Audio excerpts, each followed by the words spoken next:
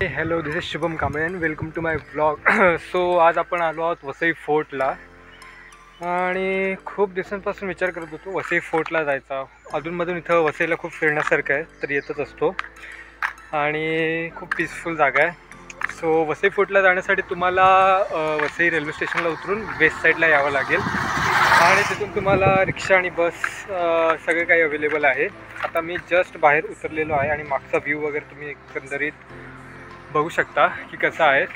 Just Vasai फोर्टला येत असताना एंट्रन्सजवळच इथं नरवीर चिमाजी अप्पा स्मारक आहे. ते स्मारक पण तुम्ही बघू शकता, ते मी दाखवायचा प्रयत्न करतो.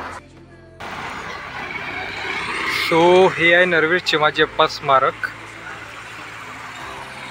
आणि हा आहे बाहेरचा रस्ता. सो आता आपण वसई फोर्टला जाण्यासाठी या रस्त्याने आतल्या साईडला जाणार आहोत, पण आधी आपण हे स्मारक आधी बघूया कसं आहे.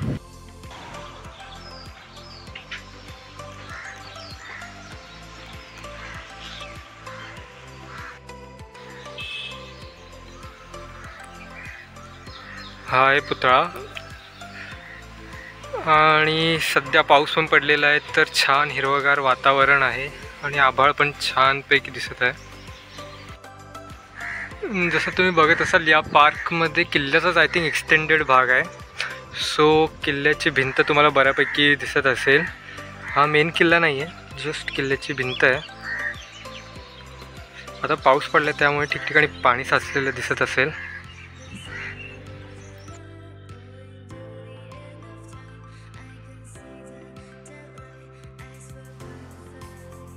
किल्ल्याजवळ जात असताना तुम्हाला एक मंदिरसुद्धा दिसेल, जे तुम्ही आता माझ्या मागे बघू शकाल.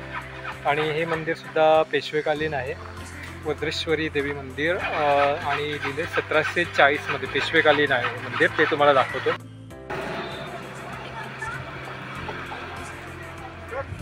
आणि इथून वसईचा किल्ला चालू होतो. तुम्ही जस्ट आपण बाहेरच्या साईडला आहोत, पाऊस पडल्यामुळे ग्रीनरी वगैरे बघू शकता. आणि आता आपल्याला आतमध्ये सुद्धा जायचं आहे, सो लेट्स गो. सो आता आपण किल्ल्याच्या फ्रंट साईडवरती आलेलो आहोत. तुम्ही माझ्या मागे बघू शकता की एकंदरीत कसा व्ह्यू आहे. मागे चर्चसारखं तुम्हाला दिसते बांधकाम, हे सगळं पोर्तुगीजकालीन बांधकाम आहे आणि मी तुम्हाला फ्रंट कॅमेऱ्याने दाखवायचा प्रयत्न करतो.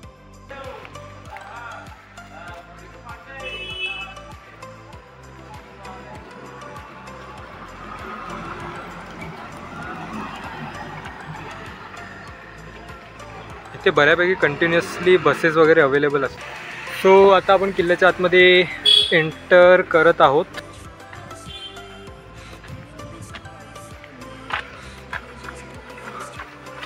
आज एवढी गर्दी नाही आहे,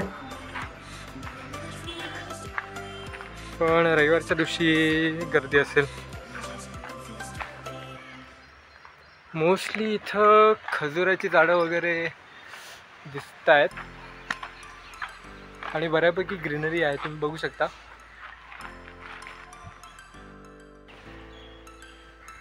किल्ल्याचे काही भाग आहेत ते आता काही प्रमाणात ढासळलेले आहेत, पण तरीसुद्धा तुम्ही एकंदरीत अंदाज घेऊ शकता की एकेकाळी हा किल्ला किती मोठा असेल. इथे किल्ल्याच्या मधोमध एक विहीर आहे, जिथे गावचे लोकल लोक कपडे वगैरे धुण्यासाठी येत असतात.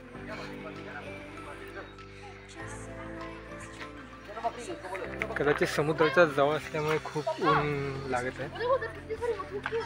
आणि इथं बऱ्यापैकी बकऱ्या वगैरे आहेत, चरतायत, कारण गवत खूप आहे ना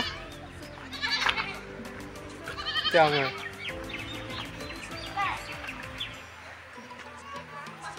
आणि इथं मागे तुम्ही बघू शकता ती आहे विहीर.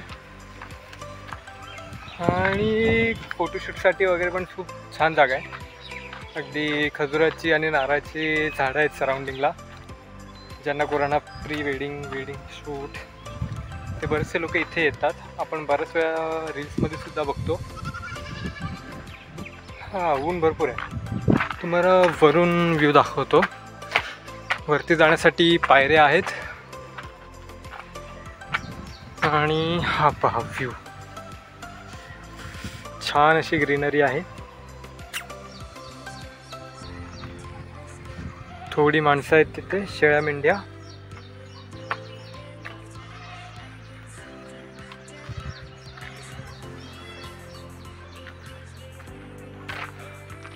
आणि हा बाहेरचा व्ह्यू. आता वरती आलेलो आहोत. सो इथे आपण बघू शकतो की खाली असे छोटे छोटे क्वार्टर्स असे बनलेले आहेत, जिथे आता पूर्ण झाडं वगैरे आलेली आहेत, पण कदाचित त्या काळात यांचा उपयोग होत असावा.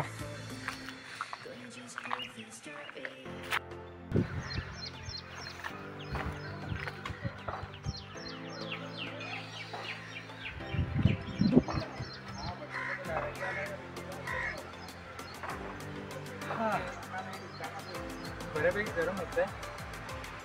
आपण अजून किल्ल्याच्या पुढच्या साईडला मागच्या साईडला अजून गेलेलो नाही, तर आता जाऊन बघूया.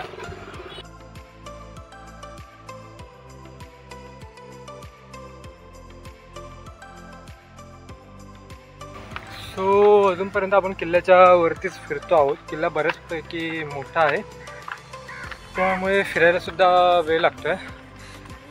एकदा का वरून फिरून झाल्यानंतर आपण खाली एक छोटंसं जुनं चर्च टाईप आहे ते बघून मग कदाचित समुद्राकडे जाऊया, कारण किल्ल्याच्या पुढेच लागून समुद्र आहे. एवढा काही खास नाही आहे, पण बघण्यासारखं आहे आणि एकंदरीत खूप प्लीजिंग वातावरण आहे इथं.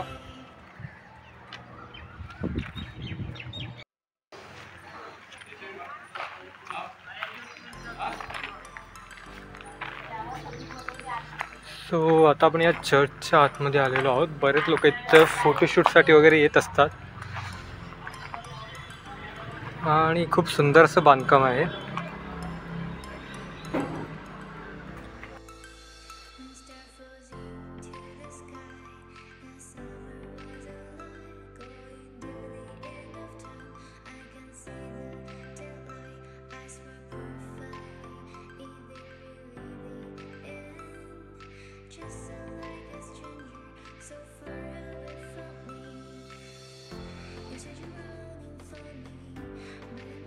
हो, आता आपण किल्ल्याच्या मागच्या बाजूला आहोत.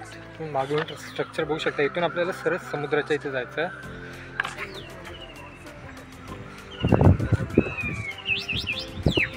हो, आता आपण समुद्राजवळ आलेलो आहोत.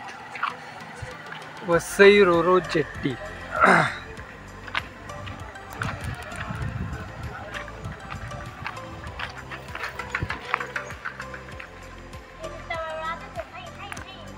इथे वसई भाईंदरसाठी जेट्टी लागतात आणि आता पण समुद्रात बोटी तुम्हाला दिसत असतील.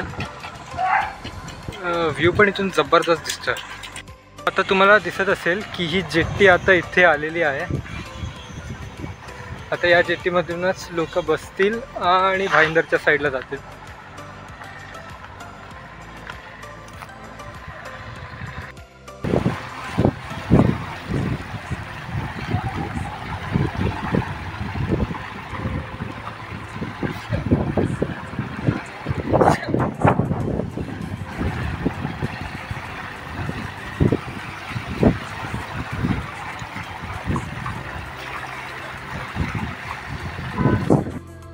सो गाईज, याच नोटवरती आपण आपला व्लॉग बंद करूया. जर तुम्हाला व्हिडिओ आवडली असेल तर नक्की सबस्क्राईब करा आणि शेअर करा. सो तोपर्यंत पीस आउट, गुड बाय.